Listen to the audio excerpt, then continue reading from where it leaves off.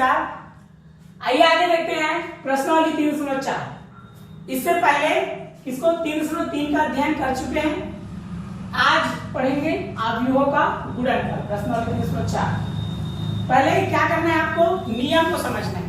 अगर नियम को समझ लिए तो सभी सवाल आपसे क्या हो जाएगा, आसानी से सॉल्व हो जाएगा। देखते हैं, इसको समझते हैं। इसमें समझते हैं ये पहला अवयव और ये क्या है, दूसरा अवयव। ध्यान से देखना है, ठीक है, बहुत ही आसान है। पहला अवयव, दूसरा अवयव। यहाँ देखना, इसमें क्या है, एक ही पंक्ति है। तो यहाँ लिखा है, देखो प्रथम पंक्ति। यहाँ पर देखना एक ही स्तंभ है, इसमें क्या लिखा है, प्रथम स्तंभ। तो हमको क्या करना है, यहाँ पर प्रथम पंक्ति और प्रथम स्तंभ का क्या होगा, गुणा होगा। तो देखो यहाँ किस प्रकार गुणा करना है, इस प्रकार इसको गुणा करेंगे। देखना यहाँ ध्यान से, ये इस प्रकार हो जाएगा।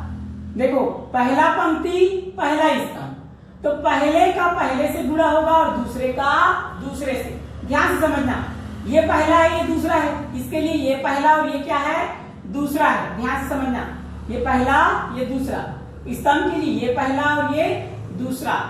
तो पहले का पहले से गुणा, दूसरे का दूसरे से गुणा। ध्यान से देखना, पहले का पहले से गुणा मतलब क्या हो जाएगा, 1 गुणा 3।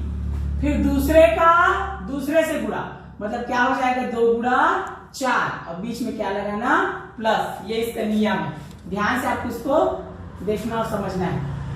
देखो एक बार और समझ लो, पहला पंक्ति पहला स्तंभ, पहले का पहले से गुणा, दूसरे का दूसरे से गुणा और बीच में क्या लगाना है, प्लस।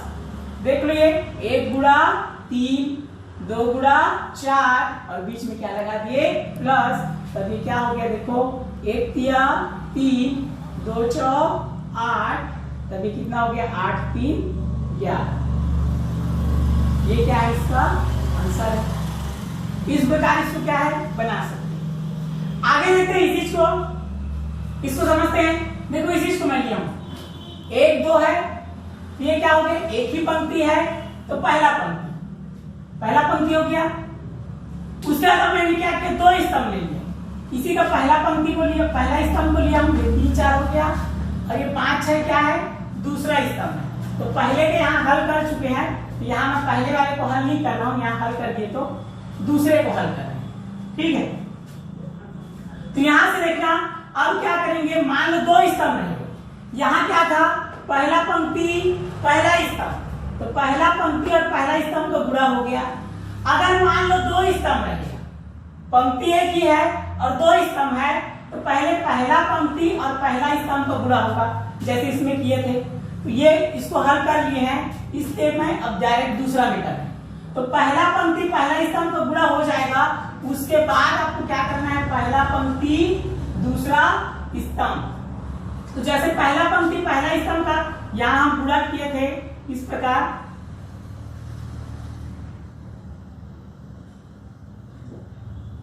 यहां पर देखना, ये पहला पंक्ति पहला स्तंभ का गुणा कर चुके हैं। क्या किए थे, 1 गुणा 3 प्लस क्या किए थे, 2 गुणा 4।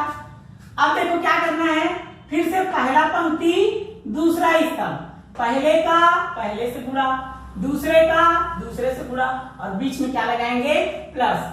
तो देखो यहां से क्या हो जाएगा, इसको बंद कर देना है। तो 1 गुणा क्या हो जाएगा, 5। यहाँ दूर में लिखना है इस प्रकार, 1 गुणा 5। फिर क्या हो जाएगा, 2 गुणा 6 और बीच में क्या लगाना है, प्लस। समझ में आ गया होगा, पहले का पहले से गुणा, दूसरे का दूसरे से गुणा और बीच में क्या लगाना है, प्लस। तभी हो जाएगा, देखो 3 एकम 3, 4 दूनी 8 और ये हो जाएगा 5 एकम 5 और 6 दूनी 12। तो ये हो जाएगा, कितना हो गया, देखो 8 3 11 और ये कितना हो गया, 12 5 17। इतना उम्मीद है आपको समझ आया होगा। नियम को हमेशा याद रखना है। अगर पहला पंक्ति एक स्तंभ है तो पहला पंक्ति पहला स्तंभ, अगर एक पंक्ति 2 स्तंभ है तो पहला पंक्ति पहला स्तंभ, फिर पहला पंक्ति दूसरा स्तंभ। अगर मान लो एक और स्तंभ रहता तो पहला पंक्ति तीसरा स्तंभ। इस प्रकार इस प्रोसेस को दोहराते हैं। अगर दो पंक्ति दो स्तंभ हो गया तो दूसरा में भी सेम प्रोसेस दोहराना है। आगे आप देखते हैं प्रश्नावली का सवाल। देखो प्रश्नावली 304 का पहला सवाल है, इसके नियम को समझ लो, बाकी पूरा प्रश्नावली से एक जैसे बनेगा, सबको नियम को समझ में आना चाहिए। तो देखो पहला सवाल ये लिखा है, यदि a बराबर 2 0 5 0 और b बराबर 5 - 2 0 0 हो तो ab का मान ज्ञात कीजिए। देखो ab किस रूप में है, गुणा के रूप में है, तो हमको क्या करना है, इसका गुणा करना है। तो इस प्रकार इसको लिखेंगे a b बराबर, अब मान को रखना है। देखो a का मान कितना आया, तो a के मान को यहाँ पर लिख देना है 2 0 5 0 और यहाँ पर फिर से b का मान लिख देना है, b है तो इसलिए b का मान लिख देना है यहाँ पर, ये हो गया 5 - 2 0 0। इस प्रकार इसको क्या है, आपको लिख देना है। अब गुणा करना है सेम वैसी बताया था इस प्रकार। देखो पहले क्या करें, देखो इसमें दो पंक्ति दो स्तंभ है, हमको किसको देखना है, पहला पंक्ति को तब तक हल करना है, पहला पंक्ति का गुणा जितना भी स्तंभ रहेगा उससे गुणा करना है।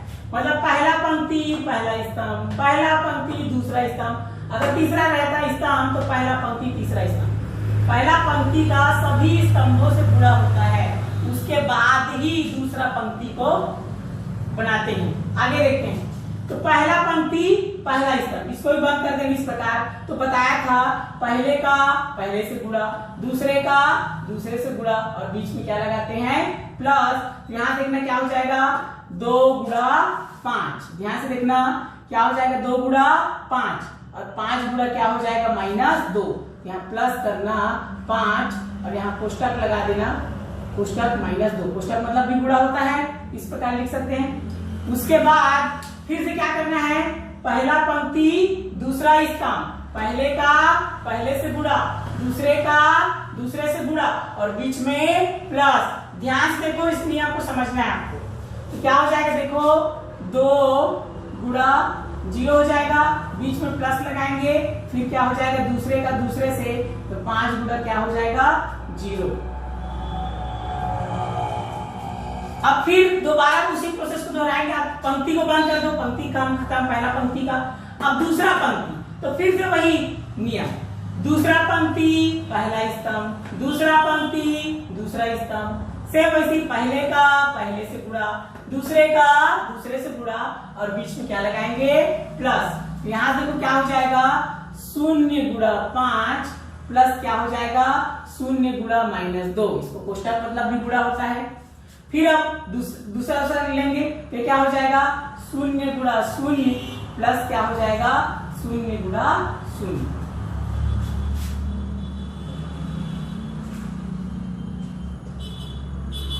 तभी हो जाएगा बराबर, इस प्रकार लिखेंगे। देखो 2 पंचे 10 और ये कितना हो जाएगा, 5 दूनी 10, देखो प्लस माइनस माइनस, 5 शून्य 0 और ये 2 शून्य 0, ये हो जाएगा 2 शून्य 0 हो जाएगा। इसका देखो 2 शून्य 0, 5 शून्य 0, ये 0 0 गुणा करेंगे क्या आ जाएगा 0, फिर से 0 0 गुणा करेंगे क्या आ जाएगा 0 आ जाएगा।